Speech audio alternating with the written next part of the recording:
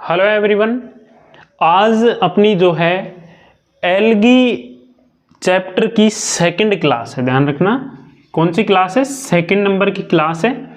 और हमने जो है फर्स्ट क्लास में एल्गी अर्थात शैवाल के बारे में पढ़ा था, बेसिक कि जो है शैवाल विज्ञान के जनक कौन हैं और शैवाल का आवास क्या होता है, इनके आवास कौन से आवास में ये पाए जाते हैं और इनका मतलब कि बेसिक अपन ने क्लियर कर लिया था। और मैंने आपसे ये बात पहले भी बोली थी कि अपन बेसिक क्लियर करते हुए हार्ड लेवल पर चलेंगे। ठीक है, तो देखिए यहाँ पर आज की क्लास में अपन बात करेंगे जो एल्गी हैं, एल्गी के समूह, शैवालों के समूह तथा उनके प्रमुख अभिलक्षण के बारे में अपन बातचीत करने वाले हैं। ठीक है, तो मैंने यहाँ पर एक पहले से टेबल बना के रखी है, जिससे क्या होता है कि थोड़ा सा टाइम कम लगता है, क्लास जल्दी जो है कम टाइम के अंदर अपन ज़्यादा टॉपिक जो है कवर कर लेते हैं। तो इस वजह से अभी क्या है, जैसे कि डिजिटल बोर्ड अपने पास आ जाएगा तो इतनी ज़्यादा प्रॉब्लम नहीं होगी पढ़ाने में, मज़ा आएगा पढ़ाने में, है ना। तो थोड़ा सा सपोर्ट रखो, ठीक, लेके आएंगे डिजिटल बोर्ड भी। देखिए अब जो शैवालों के समूह हैं वो मुख्य रूप से तीन समूह हैं। कितने समूह हैं? तीन समूह हैं, तीन ग्रुप्स हैं। कितने? तीन। जिनमें से वो तीन कौन कौन से हैं? पहला है क्लोरोफाइसी, दूसरा है फियोफाइसी और चौथा है रोडोफाइसी। ठीक है, ये तीन जो हैं इसके समूह हैं, इनके बारे में अपन को पढ़ना है और इन तीनों के बारे में विस्तार से पढ़ना है। हालांकि अपन पढ़ेंगे जो क्लासिफिकेशन ऑफ शैवाल जो है पढ़ेंगे अपन, वो छोड़ेंगे नहीं, पूरे जो है उसके वर्ग कितने हैं इसका वर्गीकरण करेंगे तो इसके वर्ग आएंगे लगभग जो है 10-11 वर्ग हैं, उनके बारे में एक एक के बारे में पढ़ेंगे। परंतु मुख्य रूप से जो एग्जाम की दृष्टि से और आपके एग्जाम आपके सिलेबस के अंदर जो है रोडोफाइसी और फियोफाइसी, इन दोनों को पर्सनल डाला गया है कि इनके बारे में विस्तार से पढ़ना है। ठीक है, तो इन दोनों के बारे में विस्तार से पढ़ेंगे, बाकी सबको अपन क्लासिफिकेशन जो पढ़ेंगे, शैवालों का वर्गीकरण जो अपन पढ़ेंगे उसमें क्लियर करेंगे। ठीक है, अब देखिए यहाँ पर क्लोरोफाइसी है, इसका सामान्य नाम जो है हरे शैवाल। ठीक, इसका सामान्य नाम क्या हो जाएगा?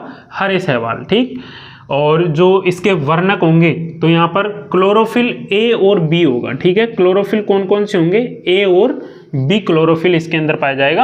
आपको पता है कि देखिए शैवाल होते हैं, इनमें प्रकाश संश्लेषण की क्रिया होती है। ध्यान रखना, अच्छे से समझना, जो एल्गी होते हैं इनके अंदर क्या होती है? प्रकाश संश्लेषण की क्रिया होती है। क्या क्रिया होती है? प्रकाश संश्लेषण की क्रिया होती है। प्रकाश संश्लेषण की क्रिया यदि किसी पादप में या फिर किसी जीव में होती है तो इसका मतलब कन्फर्म है कि उसके अंदर क्लोरोफिल पाया जाएगा। अब ये डिपेंड करता है कि क्लोरोफिल कौन सा पाया जाएगा, ये अपन को अलग अलग जो है यहाँ पर पढ़ना है। ठीक है, देखिए वर्णक जो है, वर्णक के बारे में अपन ने पढ़े तो इसके अंदर क्लोरोफिल ए व बी जो है वर्णक पाया जाएगा, किसमें? क्लोरोफाइसी के अंदर। ठीक है, और इसके अंदर जो संचित भोजन होगा, इस समूह के जो पौधे होंगे उनके अंदर स्टार्च के रूप में होगा। अब स्टार्च क्या होता है तो ये भी अपन देखेंगे, मंड क्या होता है ये भी देखेंगे। ठीक है, तो अपन जो है विस्तार से पढ़ेंगे इनके बारे में। यहाँ पर नॉर्मल अपन देख रहे हैं क्लोरोफाइसी जो होता है, इसके अंदर हरे शैवाल, सामान्य नाम इसका नाम है। वर्णक क्लोरोफिल ए और बी पाया जाएगा। संचित भोजन इसमें स्टार्च के रूप में पाया जाएगा अपन को। और जो कोशिका भित्ति है ये सेलुलोज की बनी हुई होगी। आपको पता है पादप जो होते हैं उनके ऊपर कोशिका भित्ति पाई जाती है, तो पादपों के अंदर कोशिका भित्ति पाई जाती है। तो यहाँ पर जो वो भित्ति है वो क्लोरोफाइसी की सेलुलोज की बनी हुई होती है। किसकी बनी होती है? सेलुलोज की बनी हुई होती है। इसको अपन इंग्लिश में लिख सकते हैं सेल वेल अर्थात कोशिका भित्ति, जो कि सेलुलोज की बनी होती है। नेक्स्ट इनका आवास जो है क्या होता है? जो क्लोरोफाइसी समूह है शैवालों का, जिसके अंदर जो पौधे आते हैं उनका आवास क्या होता है, एक तो अलवण जल के अंदर ये पाए जाते हैं, एक लवणीय जल के अंदर पाए जाते हैं और खारे जल के अंदर भी ये पाए जाते हैं। ठीक है, यहाँ पर लवणीय और खारा इसका मतलब एक ही आप मान के चलो। देखिए आवास अलवण जल, लवणीय जल और खारा, ये 3 प्रकार के जो आवास 3 प्रकार से जल अपन देख सकते हैं। एक तो अलवणीय ले लो, एक लवणीय ले लो, एक खारा ले लो। ठीक है, ये इनका आवास है। तो मैं उम्मीद करता हूं कि जो क्लोरोफाइसी है इसके बारे में आप लिख सकते हो कि इनका सामान्य नाम हरे शैवाल होता है। इनके अंदर जो वर्णक है वो क्लोरोफिल ए और बी पाया जाता है। इनके अंदर जो भोजन होता है वो स्टार्च के रूप में संचित होता है। कोशिका भित्ति होती है वो सेलुलोज की बनी होती है और इनका आवास अलवण जल और लवणीय जल होता है। ठीक है, अब आप देख सकते हो कि पादप जो है कितनी जटिल प्रक्रिया करते हैं। ठीक है, जब जाके एक जो है ऑक्सीजन गैस इनसे निकलती है और वो ऑक्सीजन है उससे ही अपन जो है मानव जीवन संभव है। ठीक, देखिए नेक्स्ट अपन बात करें फियोफाइसिस। अब फियोफाइसिस जो है इसके बारे में अपन देखें तो इनका सामान्य जो है नाम होता है भूरे शैवाल। ठीक है, क्या नाम होता है, भूरे शैवाल। अब भूरे शैवाल जो है इनके अंदर क्लोरोफिल ए और बी तो पाया जाएगा, ध्यान रखना क्लोरोफिल ए और बी तो पाया जाएगा, इसके साथ में फ्यूकोजेंथिन क्लोरोफिल भी पाया जाता है। कौन सा, फ्यूकोजेंथिन जो क्लोरोफिल पाया जाता है ये यहाँ पर शैवालों को भूरा रंग प्रदान करता है। कौन सा, फ्यूकोजेंथिन। और क्लोरोफिल ए भी होगा, इससे प्रकाश संश्लेषण की क्रिया संपन्न होगी। और जो कलर जो है शैवालों का भूरा रंग किसके कारण होता है, फ्यूकोजेंथिन के कारण होता है। ठीक है, इसको ध्यान रखना कि भूरा रंग का जो शैवाल होता है फियोफाइसी में भूरे रंग के शैवाल होते हैं, ये भूरा रंग इनमें किसके कारण होता है, वो फ्यूकोजेंथिन वर्णक के कारण होता है। ठीक है, नेक्स्ट अपन बात करें इसके अंदर जो भोजन होता है वो मैनिटोल और लैमिनेरिन, मैनिटोल और लैमिनेरिन के रूप में संचित रहता है। भोजन इनमें क्या कैसा रहता है, मैनिटोल और लैमिनेरिन के रूप में संचित रहता है। नेक्स्ट देखिए यहाँ पर जो कोशिका सेल वेल है, कोशिका भित्ति, वो सेलुलोज और एल्जिन की बनी हुई होती है, सेलुलोज और एल्जिन की बनी होती है। और एक बात दिमाग में बिठा लेना कि जो प्रत्येक शैवालों के समूह हैं उनके कोशिका भित्ति में सेलुलोज तो जरूर अवेलेबल होगा, सेलुलोज की तो भित्ति बनी होगी। और इनका जो आवास है सेम है, अलवणीय जल में पाए जाएंगे, लवणीय जल में पाए जाएंगे। ठीक है, परंतु जो कम लवणीय जल होगा उसके अंदर पाए जाएंगे। फियोफाइसी अर्थात भूरे शैवाल जो है अलवणीय जल में भी पाए जाएंगे और लवणीय जल में भी पाए जाएंगे। ठीक है, अब देखिए आगे अपना जो है रोडोफाइसी। ये जो रोडोफाइसी है इसके बारे में अपन को विस्तार से पढ़ना है क्योंकि ये बहुत ज़्यादा आपके इम्पोर्टेंट है फर्स्ट सेमेस्टर में, ध्यान रखना फर्स्ट सेमेस्टर में काफ़ी इम्पोर्टेंट जो है टॉपिक है। अब देखिए जो रोडोफाइसी है ये लाल शैवाल, अब आपने देखा होगा लाल शैवाल के बारे में, जो समुद्र के किनारे पर जो है ये समुद्री जल में पाए जाते हैं, वही लवणीय और अलवणीय जलों में पाए जाते हैं और चट्टानों पर ये पाए जाते हैं लाल शैवाल। तो एक लालटेन के रूप में ये दिखाई देते हैं शाम के टाइम पे। जैसे आपने देखा होगा कि सूर्यास्त होता है और वो जल के ऊपर रहता है, तो वो जल एक समुद्री किनारे पर अपन जाके देखें तो वो जल भी जो है लाल कलर का अपन को दिखाई देता है। तो कहीं कहीं जगह पे भरे दिन के अंदर, अर्थात सूर्यास्त के समय नहीं, भरे दिन के अंदर जो है वो समुद्र की जो लहरें हैं वो दूर से लाल कलर की दिखाई देती हैं। उनका रीज़न है कि वहाँ पर लाल शैवालों की अधिक संख्या होने के कारण जो है वो दिखाई देते हैं। और यहाँ पर इनमें वर्णक रोडोफाइसी है, इनके अंदर वर्णक क्लोरोफिल ए भी तो पाया जाएगा। लाल कलर फाइको एरिथ्रीन के कारण होगा, किसके कारण, फाइको एरिथ्रीन के कारण इनका रेड कलर जो है देखा जाएगा। ठीक, अब क्वेश्चन पूछ ले एग्जाम में कि लाल शैवाल या फिर रेडोफाइसी जो हैं इनका जो है लाल कलर कौन से वर्णक के कारण होता है, तो यहाँ पर अपन बता सकते हैं फाइको एरिथ्रिन के कारण जो है होते हैं, और क्लोरोफिल ए और बी के कारण होता है। ठीक है, अब यहाँ पर जो संचित भोजन, ये जो शैवाल हैं इनका अंदर जो है भोजन वो किस रूप में संचित रहता है, फ्लारिडियन स्टार्च के रूप में। ठीक है, अब स्टार्च क्या होता है अपन इसकी बात करें तो देखिए, जैसे एक सरसों का पौधा है उसको अपन बीच में से तोड़ें और उसके बीच में आपको पता है वो गिद्दा टाइप का सा होता है, वो मंड कहलाता है। ठीक है, और जो पतला सा पदार्थ टाइप में होता है जिसको अपन तरल द्रव पदार्थ बोल सकते हैं, उस टाइप में स्टार्च जो है अपन को देखने को मिलता है। ठीक, और इसकी जो है रेडोफाइसी की सेलुलोज की बनी होती है कोशिका भित्ति। ठीक, और इसके अंदर जो आवास है वो भी लवण जल होगा और लवणीय जल होगा, बल्कि खारा नहीं होना चाहिए। ठीक है, क्या नहीं होना चाहिए, खारा नहीं होना चाहिए। अब अपन पढ़ेंगे इनके जो है क्लासिफिकेशन को, अपन थोड़ा सा बाद में पढ़े और पहले इनके सामान्य लक्षणों को देख लें तो अपने जो है फिर बाद में पढ़ने में दिक्कत नहीं होगी। ठीक है, तो अपन ने अब से पहले शैवाल हैं उनके बेसिक पढ़ लिए, उसके बाद में अपन ने विभिन्न शैवाल समूह तथा उनके प्रमुख अभिलक्षण पढ़ लिए। अब अपन जो है पढ़ेंगे इनके सामान्य लक्षण। ठीक है, इनके सामान्य लक्षण जो कि एग्जाम में आपके लॉन्ग क्वेश्चन के तौर पर एग्जाम में पूछा जाता है। ठीक है, अब अपन देखेंगे इनके सामान्य लक्षण। तो उम्मीद करता हूं यहां तक सबके समझ में आया होगा। ठीक, अब अपन जो है शैवालों के सामान्य लक्षण जो है यहाँ पर देखेंगे। ठीक, अब देखिए एक बात मैं आपको बताऊं कि मैंने आपको पहले भी क्लास के अंदर जो है कुछ क्वेश्चन दिए थे इंपॉर्टेंट। मैं देखता हूं कि आप रेगुलर क्लास ले रहे हो या नहीं ले रहे हो। ठीक है, तो आज की क्लास में मैं आपसे एक क्वेश्चन पूछ रहा हूं जिसका जवाब आपको मेरे को नीचे लिख के बताना है। ठीक है, और वो क्वेश्चन है आपका कि एड्स की फुल फॉर्म क्या होती है। ठीक है, ये क्वेश्चन मैं आपसे पूछ रहा हूँ, देखता हूँ कि कौन कौन जवाब देते हैं कि एड्स की फुल फॉर्म क्या होती है। ये आपको बताना है, किसकी, एड्स की।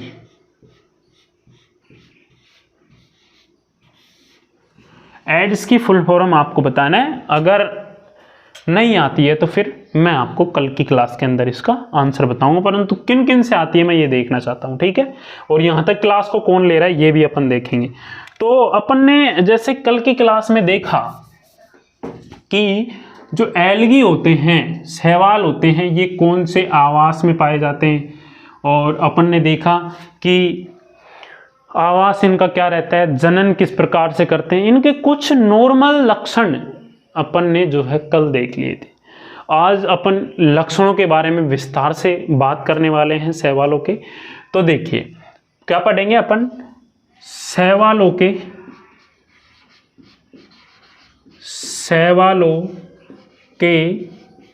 सामान्य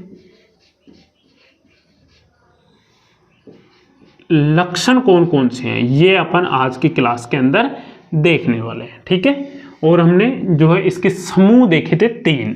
अब अपन क्लासिफिकेशन में इसके वर्ग देखेंगे, उनको विस्तार से अपन अध्ययन करेंगे। तो अब देखेंगे अपन शैवालों के सामान्य जो है लक्षण। तो देखिए मैंने यहाँ पर नोट कर दिया है शैवालों के सामान्य लक्षण। ठीक है, तो अब हम जो है शैवालों के सामान्य लक्षण देखेंगे, और मैं आपको एक बात की यहाँ पर जो है गारंटी दे रहा हूँ कि जो यहाँ पर मैं पढ़ा रहा हूँ और आपके सिलेबस के अंदर एल्गी टॉपिक है, और अगर जो पढ़ा रहा हूँ इससे बाहर चले जाए शैवाल टॉपिक के अंदर, तो फिर आप मेरे से बोल देना। ठीक है, तो नो टेंशन होकर पढ़ो, मैं पूरे सिलेबस को कवर करके आपके साथ चलूंगा। अब थोड़ा सा दिक्कत ये आती है कि अपने पास अगर डिजिटल बोर्ड हो ना तो कोई दिक्कत नहीं आती पढ़ाने में, पर अब थोड़ा सा लिखना पड़ता है, फिर आपके जो है टाइम नहीं लगता समझाने में। देखिए सामान्य लक्षण अपन देखेंगे कि कौन कौन से इनके सामान्य कैरेक्टर्स हैं। ठीक है, तो देखिए यहाँ पर मैंने लिखा है अल्टरनेशन ऑफ जनरेशन, और सबसे इंपॉर्टेंट है कि शैवालों के अंदर अस्पष्ट पीढ़ी एकांतरण देखने को मिलता है, अर्थात इनके अंदर अस्पष्ट पीढ़ी एकांतरण होता है, स्पष्ट प्रकार से पीढ़ी एकांतरण देखने को नहीं मिलता है। तो इसको अपन लिख सकते हैं अल्टरनेशन ऑफ जनरेशन। ठीक, अब देखिए अगला, देखिए फर्स्ट जो है ये हो गया फर्स्ट इसका लक्षण। सेकंड लक्षण पे अपन चले तो वो है आवास। आवास मैंने पहले भी बताया कि ये लवणीय भी हो सकते हैं, अलवणीय भी हो सकते हैं, खारे जल में भी मिलते हैं, समुद्री जल में भी मिलते हैं, नम स्थानों पर भी पाए जाते हैं और बर्फ के अंदर भी ये पाए जाते हैं। बड़े बड़े बर्फ के वो होते हैं जैसे अंटार्कटिका महासागर वगैरह, इनके अंदर भी जो है शैवाल एल्गी आपको देखने को मिलेंगे।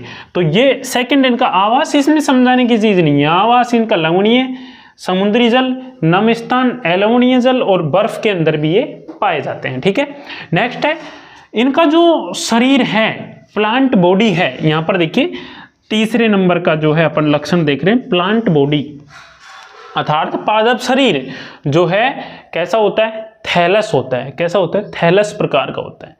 और इनके अंदर जो पीढ़ी मैंने बताया कि अस्पष्ट पीढ़ी एकांतरण होता है, तो फिर कौन सा पीढ़ी जो है दिखाई देती है, युग्मोद्भिद प्रकार की पीढ़ी इसके अंदर देखने को मिलती है। प्लांट बॉडी यहाँ पर मूल, स्तंभ, पर्ण में विभेदन नहीं होता है। मूल, स्तंभ और पर्ण के अंदर विभेदित नहीं होती है। ठीक है, तो इस प्रकार से जो है इनका पाया जाता है। ठीक, देखिए अब देखिए जैसे कि मूल, स्तंभ, पर्ण में विभेदन नहीं होती है, इसका मतलब देखो ऐसे होता है कि जैसे ये कोई पादप है, ठीक है, और इस पादप के अंदर जैसे कि ये पत्ते हैं, ठीक, ये पत्ते हैं, तो इसके अंदर जो पादप अपन को प्लांट बॉडी होती है, ये मूल और ये स्तंभ और ये पर्ण में विभेदित नहीं होती, अर्थात एक जो है ये क्या होते हैं, एक कोशिकीय पौधे ज्यादा होते हैं, इस वजह से ये विभेदित नहीं होते हैं। ठीक है, हालांकि बहुकोशिकीय भी होते हैं, ऐसी बात नहीं है, बहुकोशिकीय भी होते हैं, परंतु एक कोशिकीय अपन को ज्यादा देखने को मिलते हैं शैवालों के अंदर। ठीक, फिर बहुकोशिकीय पादप तो अपन वहां देखेंगे, ब्रायोफाइटा, टेरिडोफाइटा और आवर्त बीजी और अनावर्त बीजी के अंदर, जो कि अपन को पढ़ना है, इसी में पढ़ना है। ठीक, देखो ये तीसरा हो गया प्लांट बॉडी इनके मूल, स्तंभ, पर्ण में विभेदित नहीं होती है। ठीक, चौथा है यहाँ पर देखो, यहाँ पे जस्ट लिख रखा है कि एक कोशिकीय एवं बहुकोशिकीय प्रकार के जो है ये शैवाल होते हैं। ठीक, अर्थात जैसे कि एक कोशिकीय भी होते हैं ये और बहुकोशिकीय भी होते हैं, कि इसका मतलब है कि ऐसे पादप भी होते हैं ये जो समुद्र के अंदर पाए जाते हैं, वो एक कोशिकीय होते हैं, और यहाँ पर यूकैरियोटिक भी होते हैं, बहुकोशिकीय भी होते हैं। तो मतलब कि विशालकाय पौधे भी होते हैं और छोटे पौधे भी इनमें देखने को मिलते हैं। नेक्स्ट देखिए 5वें नंबर का, ऊतक विभेदन एवं संवहन तंत्र अनुपस्थित होता है। ऊतक विभेदन एवं संवहन तंत्र अनुपस्थित होता है, ये मैंने आपको पहले भी बताया कि जो है इनके अंदर ऊतक विभेदन नहीं होता और संवहन तंत्र भी क्या होता है, अनुपस्थित होता है। ठीक है, नेक्स्ट अपन बात करें यहाँ पर कोशिका भित्ति, सेल वेल को आप जानते हो, इसका मतलब होता है कोशिका भित्ति, और कोशिका भित्ति इनकी सेलुलोज की बनी होती है, पैक्टिन की बनी होती है, और जो विशेष या विशिष्ट फियोफाइसिस समूह के शैवाल हैं उनमें एल्जेनिक प्रकार की जो है इनकी कोशिका भित्ति होती है। सेल वेल, कोशिका भित्ति प्रत्येक शैवाल, जितने भी शैवालों में सेलुलोज प्रकार की और पैक्टिन प्रकार की होती है, परंतु जो फियोफाइसी होते हैं उनके अंदर एल्जेनिक प्रकार की होती है। क्या हो रहा है तेरे को, चुपचाप पढ़ ले। एल्जेनिक प्रकार की जो है यहाँ पर फियोफाइसी होती है। नेक्स्ट देखो यहाँ पे लिखा है मैंने रोडोफाइसी, इनके अंदर पहली सल्फेट एस्टेट प्रकार की जो है सेल वेल होती है। तो यहाँ पर ध्यान रखना कि प्रत्येक शैवाल, जितने भी शैवाल हैं उनके अंदर जो है कोशिका भित्ति, सेलुलोज और पैक्टिन की बनी हुई होती है, लेकिन शैवाल के समूह फियोफाइसी और रोडोफाइसी जो होता है इनके अंदर एल्जेनिक और पॉलीसल्फेट एस्टेट प्रकार का जो है कोशिका भित्ति देखने को मिलता है। ठीक, नेक्स्ट मैं बात करूं यहाँ पर ये जो शैवाल होते हैं वो ससीम केंद्र की होते हैं। क्या होते हैं? ससीम केंद्र के होते हैं। ये बेसिक है, मतलब कि अपन को सामान्य लक्षण यहाँ पर पढ़ने हैं। सामान्य क्या, हार्ड भी पढ़ो, लक्षण यही है शैवालों के, जो कि नॉर्मल है, सबको अपने 11th क्लास में बहुत पढ़ा है इनको, इस वजह से मैं इसको थोड़ा ऐसे आपको जल्दी जल्दी करवा रहा हूँ। ठीक है, फिर अपन इंपॉर्टेंट चीजों पर बात करेंगे। वर्णक की बात करूँ तो क्लोरोफिल। अब क्लोरोफिल वर्णक, ये तो पता है कि भाई शैवालों में प्रकाश संश्लेषण की क्रिया होती है, ऑक्सीजन बनाते हैं, इसलिए हमारे लिए ये लाभदायक होते हैं, तो इनके अंदर क्लोरोफिल तो पाया जाता है। अब कौन सा पाया जाता है? क्लोरोफिल कितने प्रकार के हो सकते हैं? A, B, C, D, E सारे क्लोरोफिल पाए जाते हैं। ठीक है, कैरोटीन भी पाए जाते हैं, अल्फा, बीटा और गामा प्रकार के कैरोटीन पाए जाते हैं, जैंथाफिल भी पाए जाते हैं। ठीक है, इनमें वर्णक जैंथाफिल, कैरोटीन और क्लोरोफिल प्रकार का पाया जाता है। ठीक है, नेक्स्ट मैं बात करूं खाद्य पदार्थ, इनके अंदर मंड स्टार्च के रूप में स्थित होता है। ठीक है, मंड स्टार्च के रूप में, जो अपन ने पहले भी बात की कि जैसे एक सरसों का पौधा होता है और उसके बीच में अपन उसको तोड़े तो वो एक गिद्दे टाइप का सा होता है, उससे अपन मंड भी बोल सकते हैं। ठीक है, कोई दिक्कत, अपन ने देखा होगा कि हालांकि ये एग्जाम्पल सही नहीं रहेगा सरसों के पौधे के बीच में, अपन जैसे क्या बताऊं मैं, हाँ, अपन जैसे चावल उबालते हैं, ठीक है, और उसको उबालने के बाद में जो उसका पानी रह जाता है उसको रख देते हैं तो वो जम जाता है थोड़ा थोड़ा, मतलब कि एक गाढ़ा तरल पदार्थ हो जाता है, तो उसको अपन स्टार्च या मंड बोल सकते हैं। ठीक है, इस तरीके का इनमें खाद्य पदार्थ होता है। नेक्स्ट, इनके अंदर खाद्य पदार्थ कुछ शैवालों में वसा के रूप में होता है, कुछ में ऑयली होता है और कुछ के अंदर पायरिनाइडस के रूप में इनके अंदर भोजन या फिर खाद्य पदार्थ संचित रहता है। नेक्स्ट मैंने लिखा है यहाँ पर रोडोफाइसी। रोडोफाइसी के अतिरिक्त सभी शैवालों में कशाभिकाएं पाई जाती हैं। अब ये भी काफी इंपॉर्टेंट आपके बिंदु है कि रोडोफाइसी समूह के जो शैवाल हैं उनको छोड़कर सभी शैवालों में क्या पाई जाती है? कशाभिकाएं पाई जाती हैं। और कशाभिकाएं उनमें दो प्रकार की पाई जा सकती हैं, एक तो प्रतोद और एक कुर्च। प्रतोद और कुर्च प्रकार की कशाभिकाएं पाई जाती हैं। तो प्रतोद जो कशाभिकाएं होती हैं इनकी सतह क्या होती है? चिकनी होती है, और जो कुर्च प्रकार के जो कशाभिकाएं होती हैं इनकी सतह पर रोम रोम पाए जाते हैं। क्या पाए जाते हैं? हल्के हल्के रोम से, जैसे कि ये मेरे हाथ पे हल्के हल्के रोम के जैसे बाल आ रहे हैं ना, उस टाइप से जो है कुर्च के अंदर रोम पाई जाती है। एग्जाम्पल के तौर पे जैसे कि मान लीजिए ये कोई पादप है और इसके अंदर जैसे इस तरीके से रोम रोम टाइप में कुर्च, जिनको अपन क्या बोलेंगे? कुर्च बोलेंगे, और ये क्या हो गई? कशाभिकाएं हो गई। और ये एक पाई जाए बिल्कुल चिकनी, मतलब कि इस पे कोई वो ना हो। तो इस प्रकार से दो प्रकार से इनमें कशाभिकाएं अपन को देखने को मिलती है। सामान्य लक्षण हो गए। अब इनके जो जनन हैं उनके बारे में मैंने कल की क्लास में बताया था कि जनन के बारे में अपन देखेंगे, तो अब देखते हैं जनन। ठीक है, वो भी इनके लक्षणों में आ जाएंगे। अपन जो है जनन इस वजह से कल नहीं पढ़ी कि अपन लक्षण जो है सामान्य उनके अंदर ही जनन को क्लियर करेंगे। और इनकी जो है PDF आपको मिल जाएगी। ठीक है, आपको लिखना नहीं है किसी को भी, PDF आपको मिल जाएगी। ऐप पे मैंने डाल रखी है PDF, वहां से ले लेना। ठीक, देखो अपन बात कर रहे थे जनन। जनन अपन ने कल भी बात की कि इनके अंदर कायिक जनन पाए जाते हैं और इनके अंदर लैंगिक जनन पाया जाता है और इनके अंदर अलैंगिक जनन देखने को मिलता है।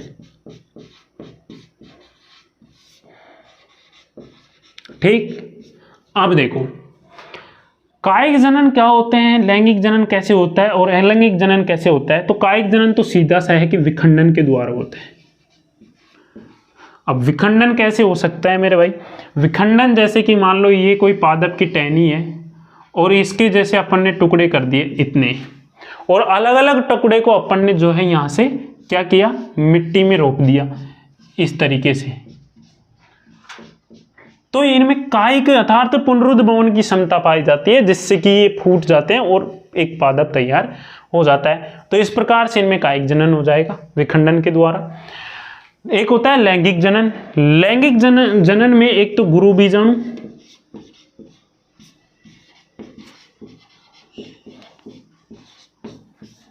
और एक पुदानी, ये दो नाम आपने सुने होंगे, गुरु बीजाणु और पुदानी।